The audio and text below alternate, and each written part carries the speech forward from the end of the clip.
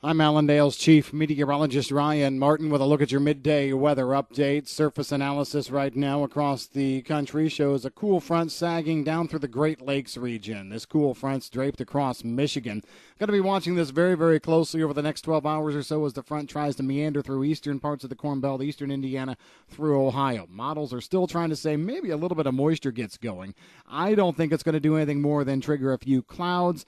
If it does produce moisture, we're talking a few hundredths of an inch, and most of it will be in extreme east to southeastern Indiana, then through Ohio. If you are in Ohio, you are going to be seeing probably some on-again, off-again light precipitation. The rest of the Corn Belt continues to run with the status quo. We've got high pressure near Duluth, Minnesota, another high near Lincoln, Nebraska, a couple minor highs, western Oklahoma, the Texas Panhandle, and then a strong one down in the Big Bend area of Texas. So we've got high pressure right on through the entire plains. We're going to feel the effects of that going forward. The longer-term forecast scenario continues to show some moisture working in as we go into early parts of next week.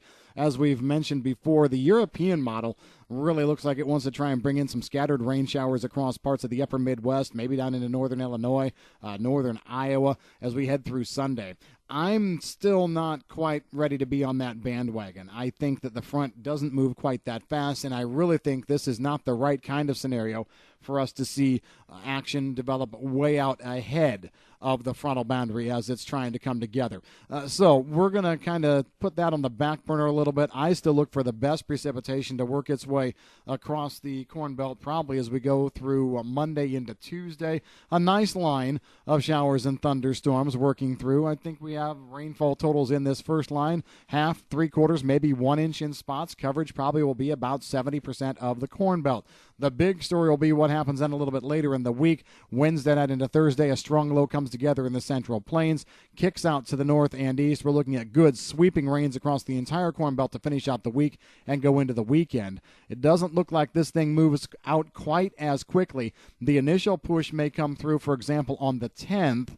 Of Sunday, clearing eastern Corn Belt areas. But then I think we're going to be seeing a secondary low with wraparound moisture develop as we head into Monday the 11th and even on through the 12th. So models are saying this could turn into a more longer, drawn-out kind of system over the end of the week next week into the week following. We kind of hinted at that in our online write-up this morning, saying, the action there for the 13th, 12th, 13th didn't look as impressive. It looks like it was getting sucked into the feature back around the 10th. Well, latest models have kind of run with that, but instead of sucking it in and moving it through just as fast, they've sucked it in and made things a more drawn-out process across the Corn Belt. That's the change that I'm seeing here at midday. It's something we're going to monitor in the days ahead.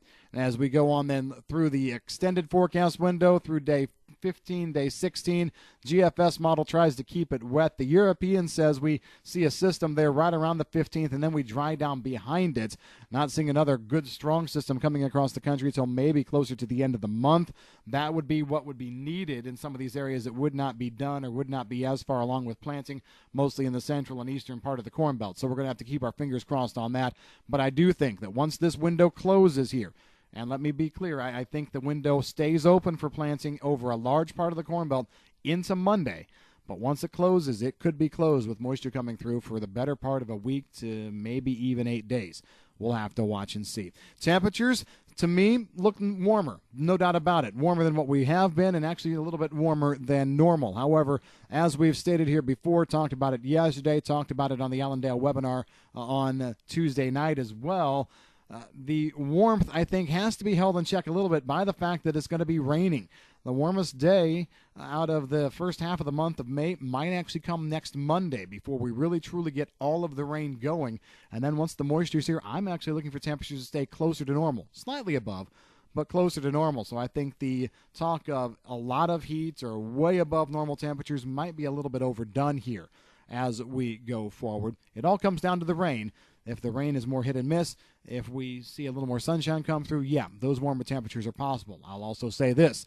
That kind of scenario also will set up the Corn Belt for a fairly significant thunderstorm outbreak, too. At this point, with the frontal boundaries coming through next week that we have, any kind of extra warming, any kind of extra solar radiation will produce heavier thunderstorms. Heavier thunderstorms produce heavier localized rain. That's what we've got in your midday forecast update. Have a great rest of your day. If you've got any questions on the weather, give us a call at Allendale.